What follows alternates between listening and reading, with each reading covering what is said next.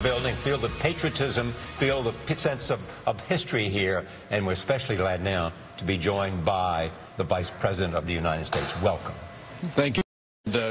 Welcome to the White House. Let me begin with North Korea. You were there. Tell me the impact of being there and where you think this conflict is right now, because the President talked to John Dickerson and characterized the North Korean leader.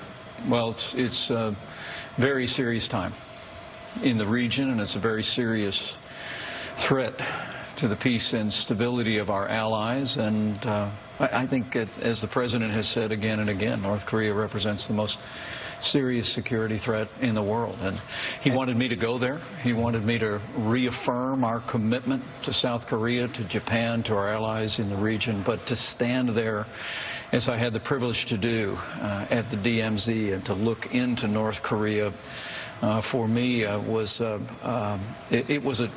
chilling experience to look into a nation living under the kind of oppressive regime that the Kim family means in Pyongyang. Everybody knows that the best way to get something done here is through China, with China. The President constantly talks about this relationship he has with Xi Jinping.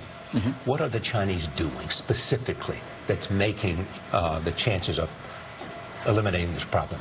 Well, look, and the President's made it clear. We seek a peaceable solution here, but the key is that the message he had me make clear, he had the Secretary of State make clear, and he's made clear, is that the era of strategic patience is over. That now, for more than a quarter of a century, the United States has kind of, in one way or another, negotiated, had talks, waited patiently. All the while, we've seen the regime in North Korea continue its headlong pursuit of nuclear weapons and a ballistic missile program. And the President said, that's over.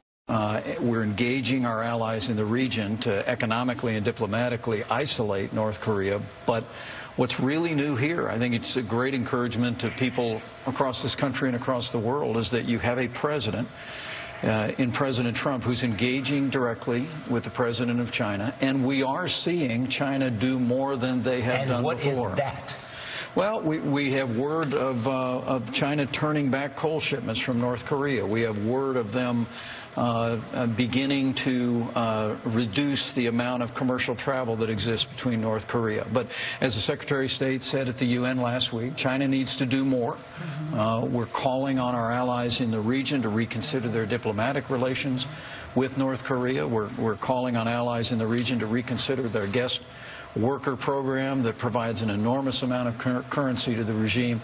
The key here is for the United States and our allies in the region, working with China, to provide the kind of economic and diplomatic pressure that will result in the regime in Pyongyang ending permanently their nuclear and ballistic missile ambition. Now, we also made it clear all options are on the table, and in actions the world has seen the President take in Syria and Afghanistan, President Trump, in a very real way, has restored the credibility of American power, and they know that we are prepared to defend our allies and defend ourselves, but we're going to drive toward a peaceable solution. We've made it